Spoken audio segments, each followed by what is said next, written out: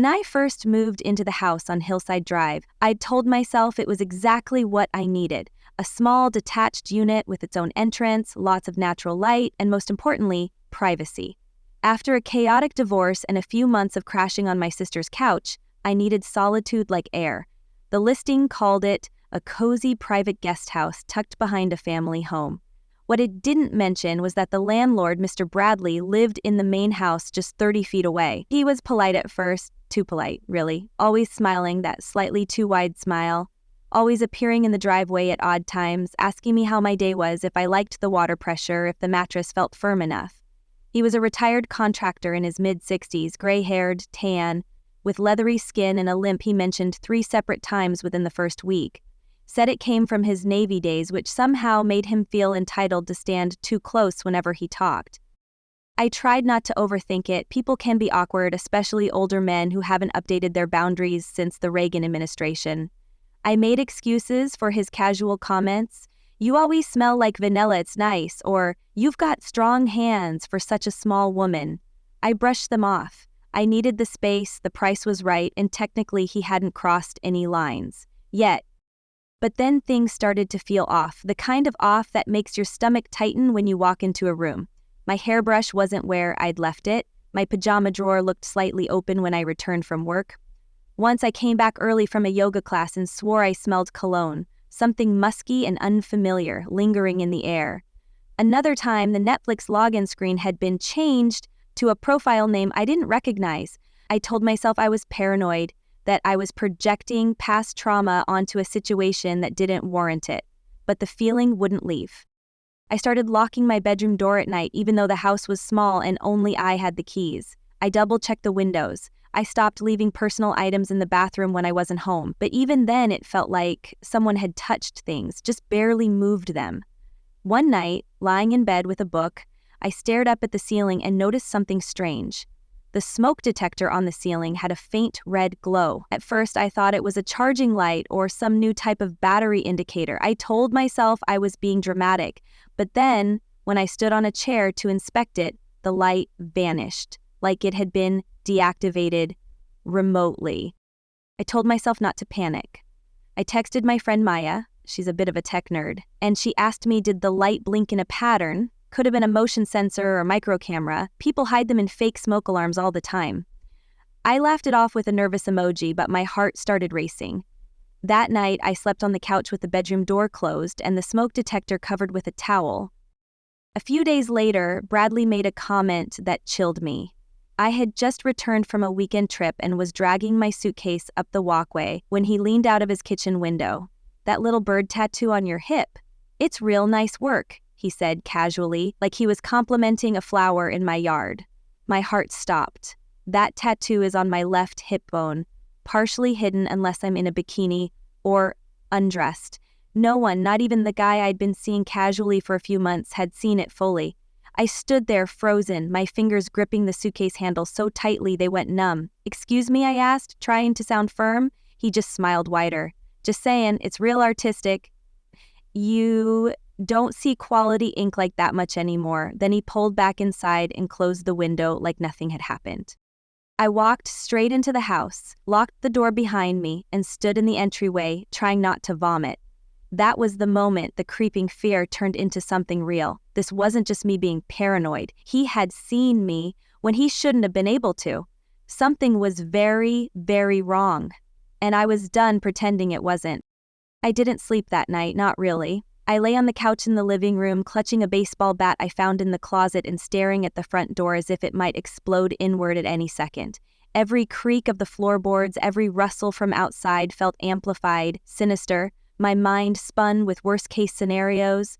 What if he had footage of me changing, showering, crying in bed after my divorce, the kind of moments that feel so private you forget you can be watched? I kept replaying that one sentence, "That little bird tattoo on your hip, it's real nice work."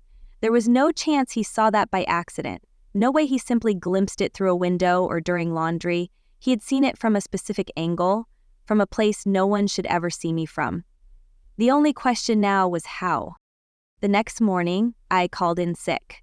I couldn't focus, couldn't pretend to work while wondering which parts of my home were wired. I searched the ceiling again, checking every corner with my phone flashlight. The fake smoke detector now looked so obvious to me it was laughable. I hadn't noticed it before. I unscrewed it. Inside was a micro camera and a tiny battery pack. My hands were trembling as I pulled it down. Then I started checking every room. In the bathroom, there was a vent with slightly loose screws. Inside, another device. In my bedroom closet, tucked behind a high shelf, was something that looked like a motion sensor. It wasn't. It was another camera. I found 3 in total that day, and I was done playing nice. I drove to Best Buy and picked up a small, handheld RF detector and a hidden camera lens finder. The clerk asked if I needed help using it. I shook my head and walked out without a word. Back home, I spent 2 hours going over every inch of the unit. When I scanned my bookshelf, the detector beeped.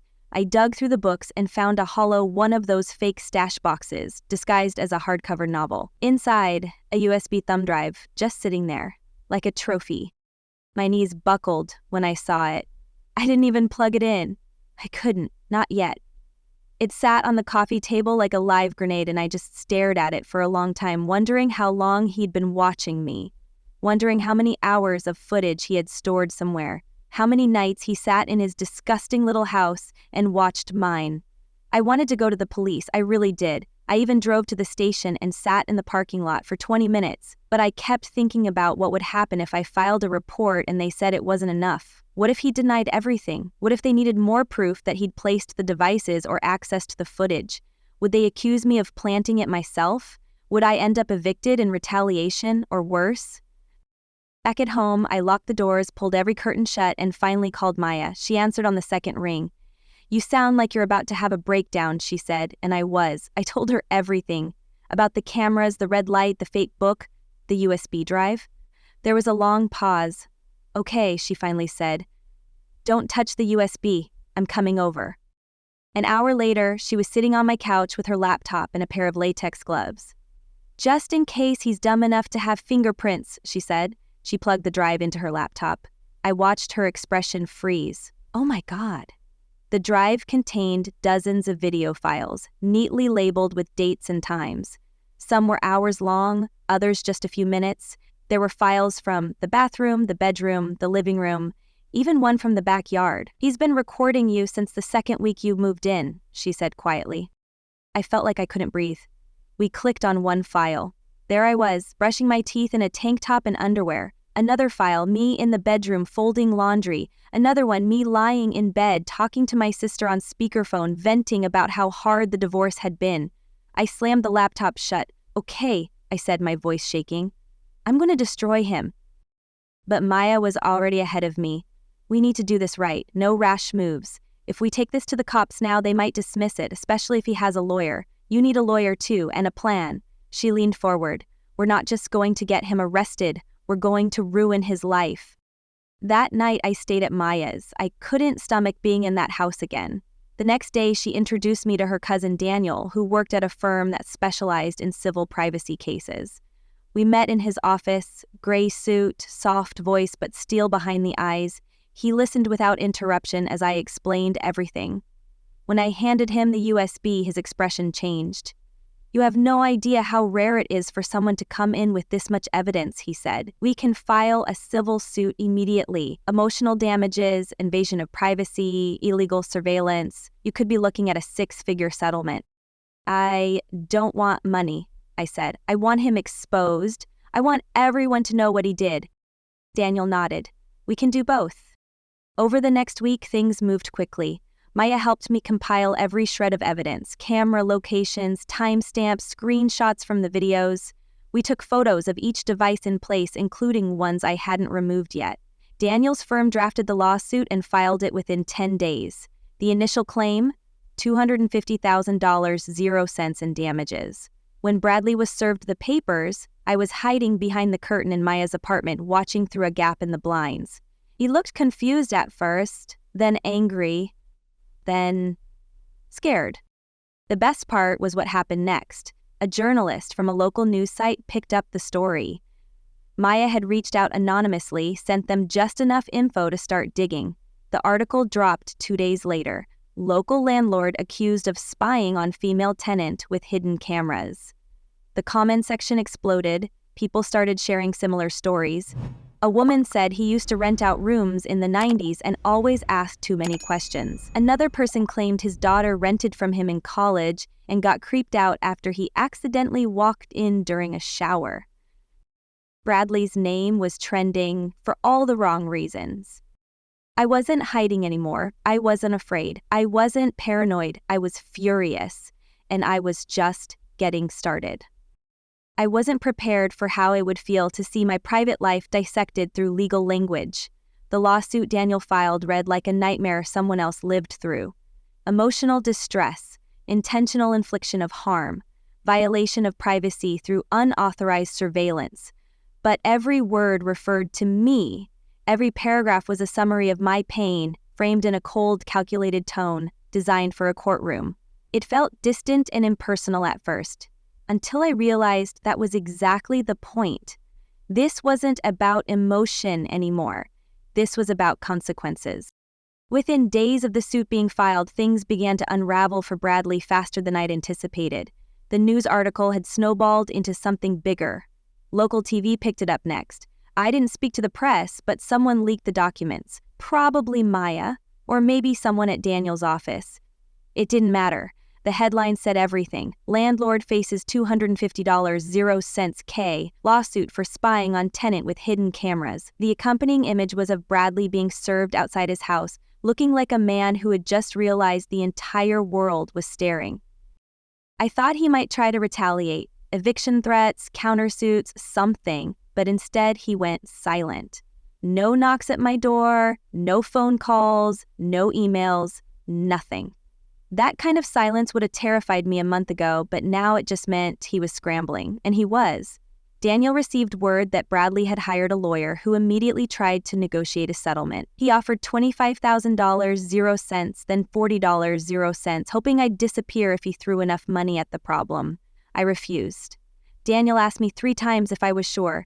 You understand you could lose the case, right? The burden of proof is high and judges are unpredictable. I told him I didn't care. This wasn't about the money. It never was. I wanted a ruling. I wanted public record. I wanted his name permanently attached to this. The videos haunted me, even though I refused to watch most of them. Maya watched some, enough to catalog timestamps and provide further documentation for the case. She never said much about what she saw, only that I was right to fight. He didn't just spy on you, she told me once. He studied you, like you were his private show. That made me sick for days. I didn't sleep in that house anymore. I officially moved out 2 weeks after filing the suit. Daniel warned me that breaking the lease could complicate things, but I didn't care. I packed my belongings while Maya stood watch, baseball bat in hand. Every item I touched felt tainted, like it had been touched by him too. I left behind furniture, rugs, even some clothes. It wasn't worth taking the contamination with me. At Maya's place, I slowly began to feel like a person again. I changed my routines, got a haircut, took long showers without flinching every time I heard a creak. I started sleeping through the night, but the damage was still there, etched into the way I moved, the way I second-guessed whether I was safe, even in broad daylight. Every time someone stood too close, I felt my skin crawl.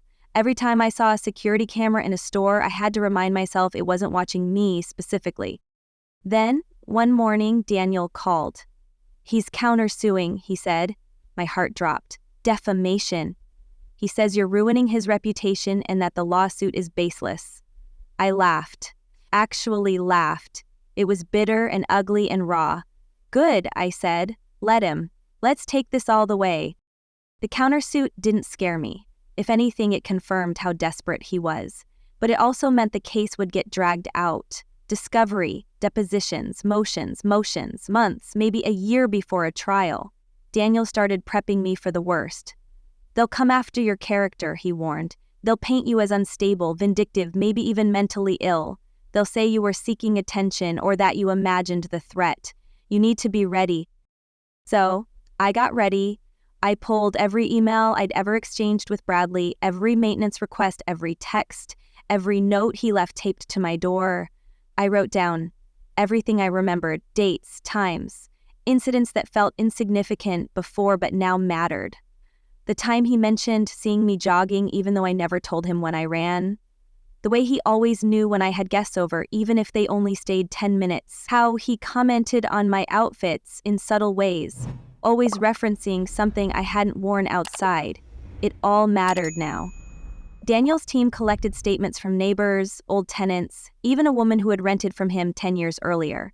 Her testimony was the most disturbing. He had this habit of coming into the unit to do repairs when I was out, she said. Things always felt shifted. I once found my underwear drawer open, thought I was losing it. She never reported it. She didn't have proof, just that same sick feeling I knew too well. Bradley's lawyer tried to settle again, this time for $100,000, 0 cents. Still, I said no.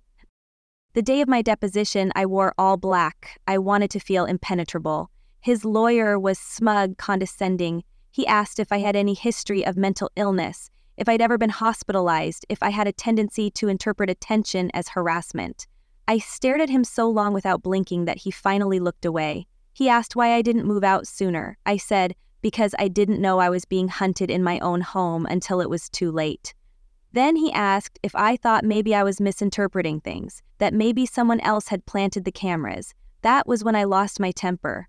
You have my face on the videos, I said. You have footage of me sleeping, crying, showering. You want to talk about interpretation? Explain to me what else that is if not a man getting off on violating a woman's privacy.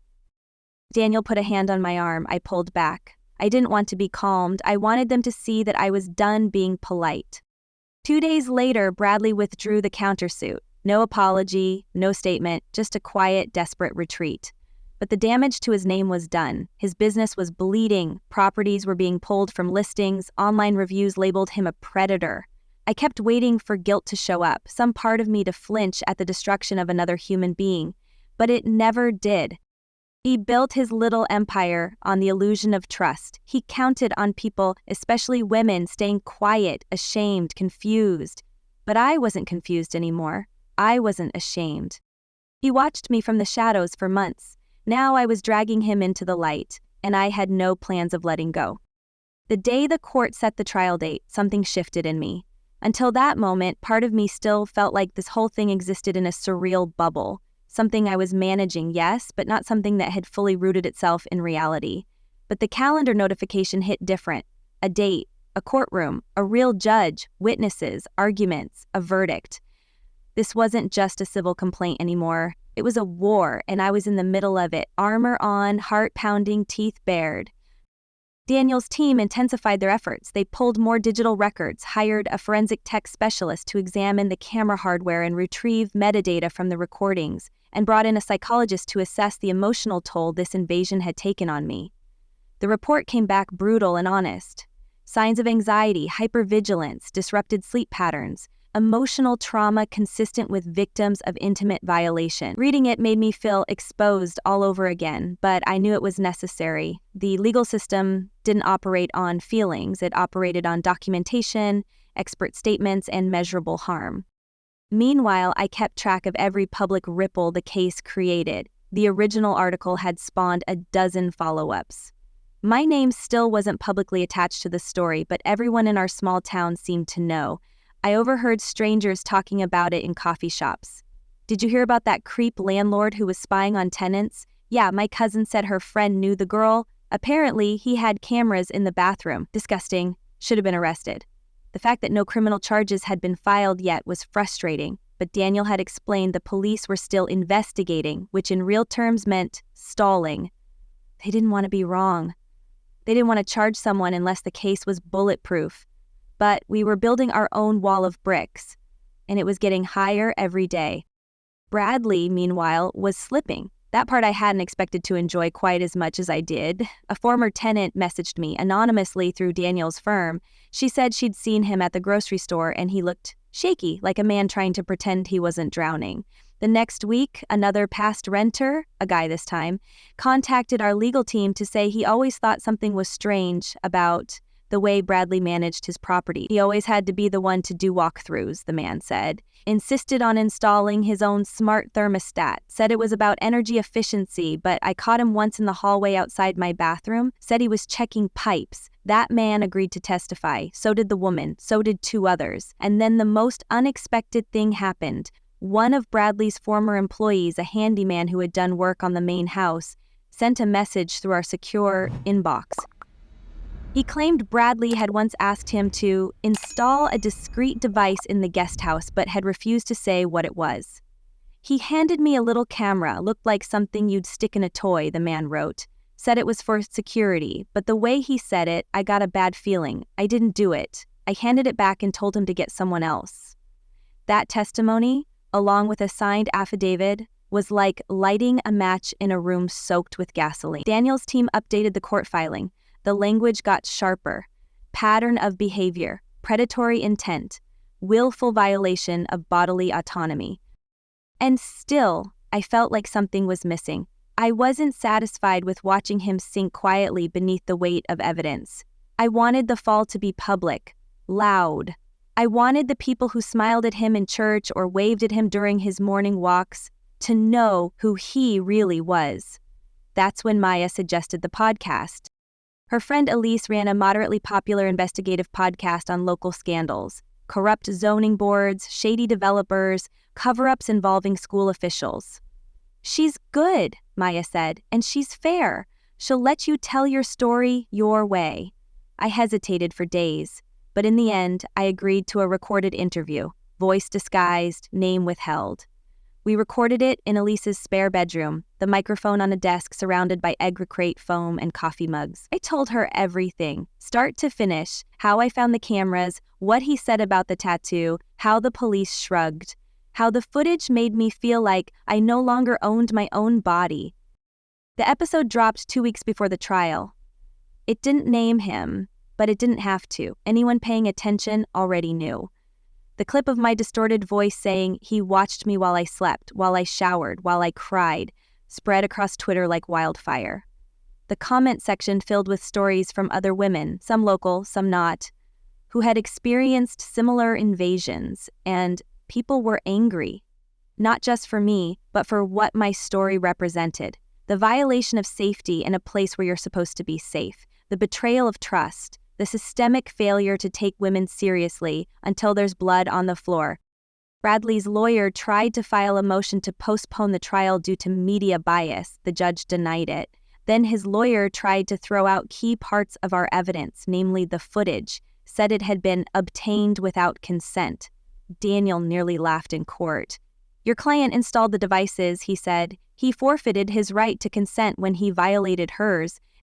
I sat in that courtroom, silent, steady, hands folded in my lap as if I were made of stone. Bradley sat just 20 feet away, avoiding my eyes. He looked smaller than I remembered, not physically but in energy, his shoulders hunched inward, his skin blotchy, his once groomed hair now unkempt and greasy at the roots. I could almost smell the desperation radiating off him. He wasn't the man who had swaggered across my property in cargo shorts and a smug grin, making jokes about good tenants being hard to find. He was prey now, and I was no longer the hunted. As the judge confirmed that the trial would proceed as scheduled, I leaned slightly forward. I didn't smile. I didn't need to.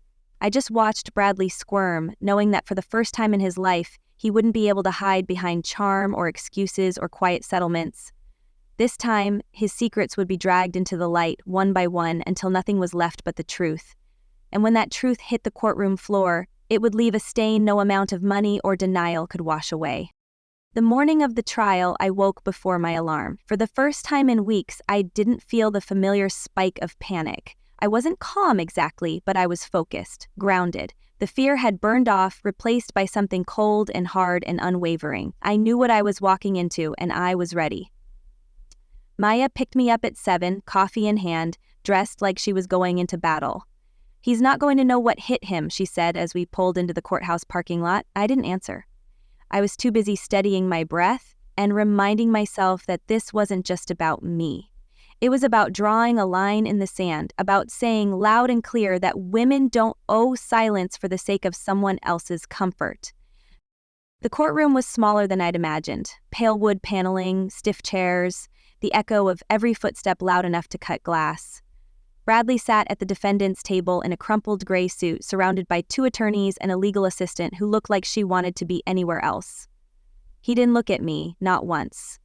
But I looked at him. I wanted to remember every detail, the way he fidgeted with his tie, the beads of sweat forming at his hairline, the twitch in his jaw when Daniel walked in and laid our stack of evidence on the table like a loaded weapon. The judge was a woman in her 50s, sharp-eyed and no-nonsense. She read through opening statement quickly, then turned the floor over to Daniel. His delivery was calm, clinical, but devastating. He began by establishing the facts, that I had been Bradley's tenant, that the lease did not include any provision for surveillance, that no written or verbal consent had ever been given. Then came the kicker. He laid out the discovery of the devices one by one, with photographs and video stills entered into evidence. The USB drive, the smoke detector, the vent camera, all of it was meticulously documented with timestamps, GPS metadata, and forensic analysis confirming that the footage had originated from those devices. Bradley's lawyer objected, claiming the evidence was inadmissible due to privacy concerns. The irony was almost laughable. The judge denied the motion without blinking. Then Daniel called the first witness, our tech expert, who walked the court through how the devices had been installed, how they operated, and how the footage had been stored and accessed. He explained the signal logs, the frequency readings, and how the cameras had been specifically positioned to maximize visibility into private spaces. Next came the witness testimonies. The former tenants, the handyman, the woman who'd found her underwear drawer open a decade ago. Their stories painted a picture of a man who had been violating boundaries for years, hiding behind smiles and small talk, always staying just below the threshold of suspicion. And then it was my turn. I took the stand with my heart pounding but my voice steady. I told the court about the first red light I saw blinking on the ceiling, about the subtle signs I ignored, about the moment I realized he had seen the tattoo on my hip. I described finding the devices, watching the footage, the nights I couldn't sleep, the months I stopped trusting my own instincts. I didn't cry. I wouldn't give him that. I wanted the court to see that I had been violated, yes, but I had survived. And now I was here to make sure he never did this to anyone else again. When Daniel asked me how it had affected my life, I answered honestly. I told them about the anxiety, the hypervigilance, the therapy, about how I couldn't shower without checking behind the curtain, how I flinched when strangers stood too close. I told them I didn't feel safe in my own skin for a long time, and then I looked directly at Bradley and said, "You didn't just put cameras in my home, you invaded my mind. And now, I'm taking it back." His lawyer didn't have much left after that. He tried to paint me as dramatic, overly emotional. He asked if I had any history of exaggeration, if I had ever been overly sensitive in past relationships. He even tried to bring up my divorce. I shut it down with a single sentence. What does my marriage have to do with your client hiding cameras in my bedroom? The judge sustained my objection. His lawyer turned red and moved on. Bradley didn't take the stand. His team knew better. There was no defense for what he had done, not when we had the footage, the devices, the receipts. The trial moved quickly after that. Closing statements were delivered the next morning. Daniel's was powerful but not theatrical. He simply reminded the court that privacy is not a luxury, that safety in one's home is not negotiable, and that Bradley had stolen both from me. The opposing counsel mumbled something about intent, about lapses in judgment, but even they sounded like they didn't believe it. When the judge returned with her ruling, the room went so still I could hear the second hand on the courtroom clock. She spoke clearly, firmly, without hesitation. Guilty, full damages awarded, $250,000. My hand went to my mouth, but I didn't cry. I just exhaled, slowly, deeply, like I'd been holding my breath for months and could finally let it go. Bradley slumped forward, face pale, his hands trembling. His lawyer patted his shoulder, but even he looked resigned. There was no victory on their side, no partial win, just the heavy, humiliating weight of a verdict that would follow him for the rest of his life. Outside the courthouse, reporters waited. I didn't speak to them. I didn't need to. The story had already been told, and now it was permanent. Court records, news articles, the podcast episode that had climbed into the top 20 downloads that week, his name, his face, his actions, etched into the public memory. He had tried to watch me in secret. He had tried to reduce me to pixels, to a thing he could control, consume, and discard. But now the whole world was watching him, and unlike me, he didn't get to choose when the cameras turned off.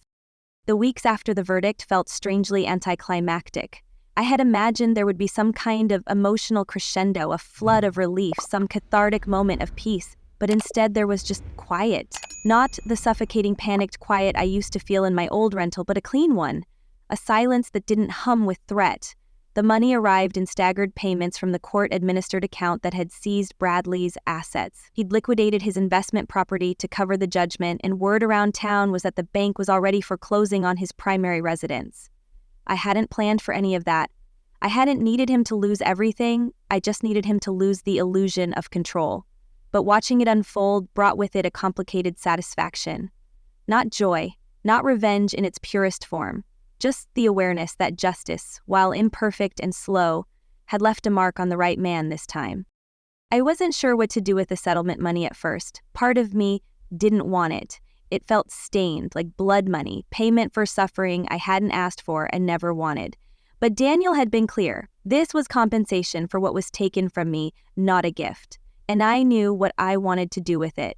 I didn't want to buy a new car or go on a trip or bury the money somewhere safe. I wanted to take something back, something physical, something permanent. So I went to the courthouse records office and checked the status of Bradley's home. Sure enough, it was listed for auction, set to be sold off within the month to cover his debts and finalize the foreclosure. The house was ugly, stale paint, bad tile, outdated cabinets, but it had a separate unit in the back, my old unit. The place where I'd once been watched, filmed, hunted without knowing it. That space had belonged to me in the worst way. Now I wanted it to belong to me again, on my terms. Maya thought I was out of my mind. You're going to buy the home of the man who violated you, the actual house? I nodded. It's not his anymore, it's mine now. I'm not running from it, I'm rewriting it. She didn't argue after that. And when the auction date arrived, she was the one who stood next to me at the county clerk's office, watching as the property went to the highest bidder, me. It felt surreal, writing a check that large, signing the deed, holding the keys, but it was done legally, officially. The first thing I did was change the locks. I hired a demolition crew to gut the entire interior. They ripped out every inch of carpet, every wall panel, every ceiling tile. I wanted nothing left that had absorbed his energy. I turned the main house into something new, clean lines, neutral tones, open light. It wasn't for me, it wasn't for rent. It was for something bigger.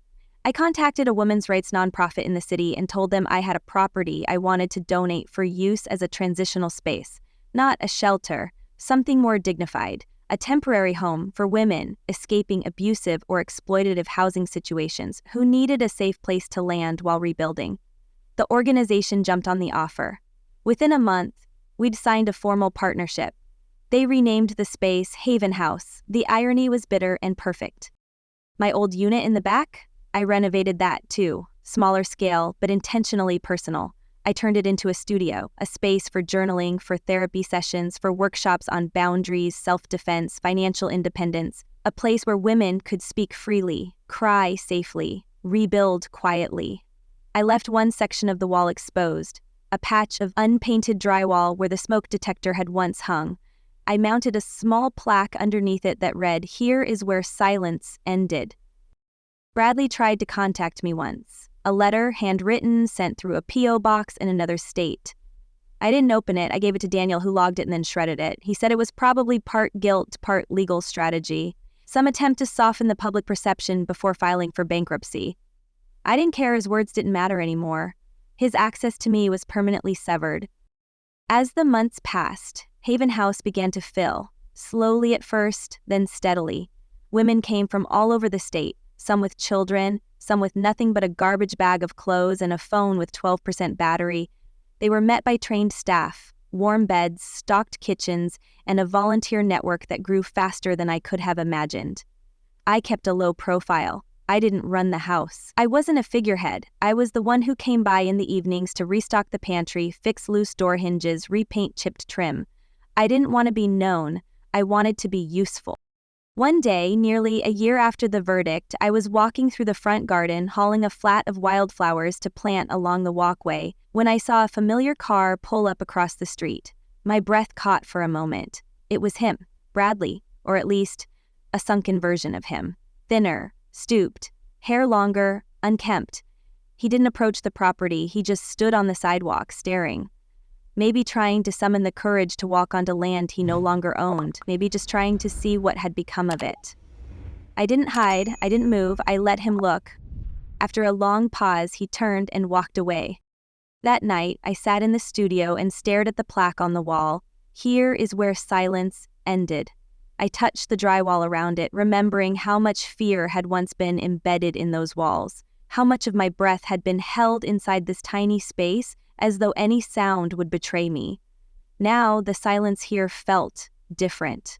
It was the kind you earned, the kind that came after justice, not before it. The next morning, I walked through the main house as volunteers prepped for a new arrival. I passed the kitchen where a woman was teaching her daughter how to scramble eggs for the first time. I passed the living room where another woman sat on the couch quietly folding donated clothes, and I thought, this is it. This is what justice looks like. Not just a check, not just a courtroom win, but the reclamation of space, the transformation of pain into purpose, the quiet hum of dignity returning to the lives of women who had been told over and over that no one would believe them. I didn't need revenge anymore. I had something better. I had power, and I used it to build something no camera could ever capture. A year to the day after I discovered the first blinking red light in my old bedroom ceiling, I sat on the back steps of the house that used to belong to Bradley. The air was cool, the garden freshly watered, and somewhere inside I could hear the faint sound of laughter. Two women cooking together, trading stories over the clatter of dishes. It had become a familiar rhythm in this house, the kind of sound that felt like proof that something damaged had been repaired, or at least given a chance to heal. I wrapped my fingers around a warm mug of tea and watched the sun sink lower behind the fence line, painting the world in amber and gold. I thought about everything that had happened in that year, what I had lost, what I had reclaimed, what I had built from the ashes of something sick and rotten. The headlines had faded, the court transcripts were filed away in dusty cabinets. The podcast episode that had once gone viral was now just another link in an archive. People had moved on, but I hadn't. Not in the way you might expect. I hadn't clung to the past, but I also hadn't forgotten. There were some things you didn't move on from. There were things you carried forward, not as wounds, but as markers of where you'd been and what you'd survived. Sometimes women who came to Haven House would recognize me. Not right away, but eventually. They'd piece it together from the way staff treated me, from my quiet presence in the background, from the plaque on the wall.